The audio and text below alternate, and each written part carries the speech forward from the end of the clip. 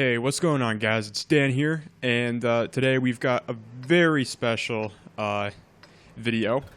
So recently, well, maybe not all too recently, I started grinding the German light tank line. Now, the main reason why I started doing this is because I've been sick and tired of not having the Stug 4 in my garage, and I kind of want to get the T-28 heavy tank concept, which is actually in this battle, but most importantly, I needed to complete either the light tank missions or the artillery missions, both of which I've gotten down to roughly the last one or two mission parts.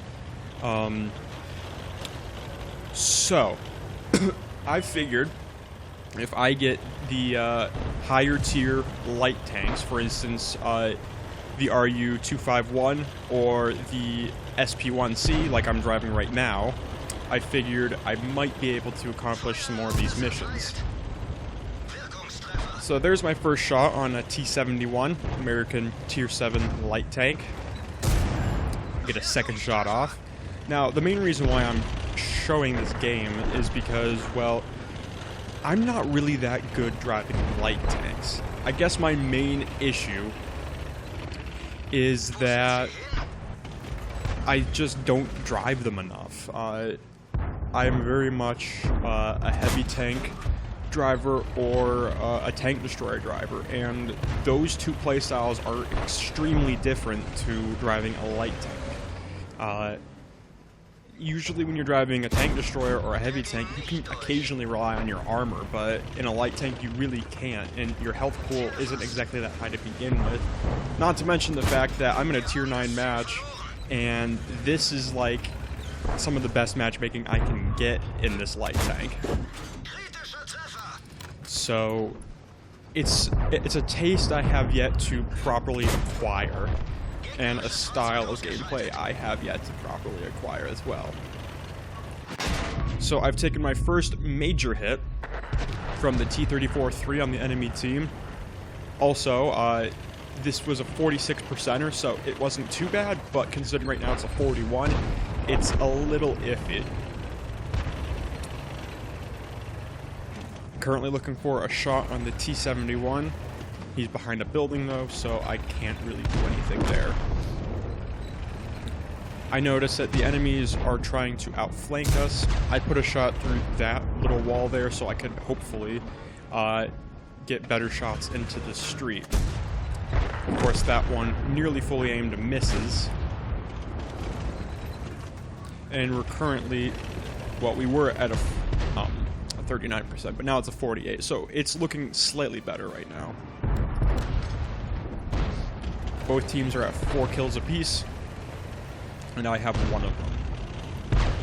So I'm moving up with the RU-251 to hopefully do some damage, but a wild IS appears, and I decide to put my shot into the RU-251 because he would be the easiest hit. Trying to find a shot to hopefully help defend my ally. At this point, I put a shot into the T-34-3, which is absorbed by the tracks, thus not doing any damage. Put a shot through the lower plate, and the T-10 finishes him off. So it's just me and the T-10 up here right now. Put a shot into the IS. He kills the IS. Moving up to take on the RU-251, but the T-10 rams him to death. Now, at this point, it's a 54%er, but the main issue is they've more or less got the majority of the town. So I find a Conway, and I decide to start trying to circle strafe him. Now, the main reason why I was just continuously moving at this point is because turreted tank destroyers tend to not really have good traverse speeds, so I figured I might be able to out-traverse him. Of course, I'm not really used to doing this yet, but our T-10 is saying that he has lost his ammo rack. And prior to me engaging this Conway, the Conway was engaging the T10, meaning effectively what I'm doing right now is saving the T10's life. And the funny thing is, at the end of this match, he actually congratulated me and thanked me on keeping him alive. So he finishes off the T10, I mean, the Conway. Now this was a miracle shot.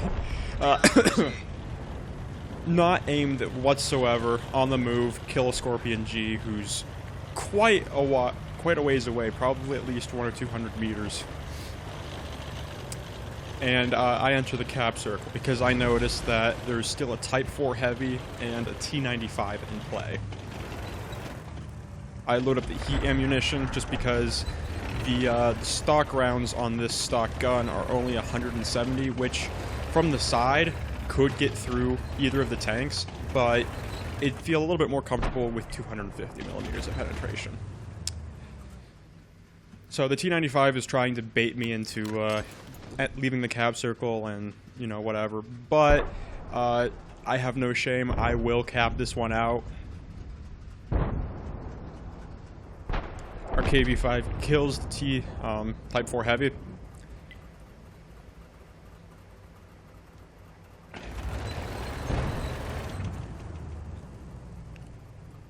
And this is feeling a little bit concerning just because the T95 will probably be able to kill both of our friendly tanks, considering both of them are more or less one shot, and he's got quite a bit of armor. So I just notified the team that if they want me to leave the cap circle for any reason, I'd be willing to do so. Obviously, I'm not going to leave it unless they absolutely want me to. Like, for instance, the T10 wants to get his Radley Walters. I will more than be willing to let him do so. But, you know, again, that could risk the chance of the T10 dying and bad things happening. So I'm just going to wait this one out and cap.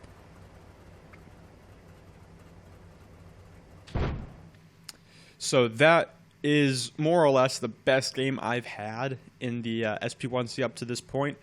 Obviously, this was a victory. Our T10 did survive, so that was good for him. And we turned a 46%er into a victory. So I'll go ahead and load up the end plates, and you guys can see exactly what I'm talking about. All right, so we're back now. Sorry about that. So this was a 46,000 credits earned in this match, 3,870 experience for my first victory of the day. First class, sadly it was only a first class, which means people are apparently doing pretty well in this tank, despite the fact that it seems to be mostly despised by a large number of light tank enthusiasts. So we also got the Invader Medal for basically single-handedly capping out the entire enemy base, and we damaged quite a few tanks over here. So team score, I was actually third on damage in a tier 7 light tank in a tier 9 game.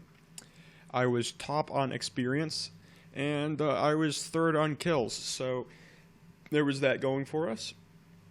And our T10 friend blocked 3,000 damage and did quite a good job himself. So hats off to him.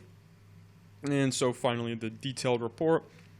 We only managed 680 assistance damage, so better than what you would expect in, you know, maybe your standard heavy tanks or whatever like that, but nowhere near what you would want for a light tank. So we played it much more like a brawler than just your typical scout tank. We fired 21 shots, 16 of which hit and only 12 penetrated, giving us our total of 2,672 damage. We received only one hit, but that took off about half of our health. And we made quite a bit of experience, and also on top of that, a reasonable profit for just your standard tier 7 light tank. So what do I think of this thing so far? Well, I kind of suck in it, like a lot, but I do happen to like the playstyle that I've been developing with it, with sort of a hit and run sort of brawler scout tank hybrid tank destroyer thing. I have yet to get the Top Gun on it, which is the autoloader, which people don't really like, but I feel like that's the main reason why you would want to play this tank in the first place, because it has a 90mm autoloader. And yeah, so also the funny thing is I was let me see if I can find it. Yep, I was recently featured on a Jingles replay, so he was one of these 2 downloads right here.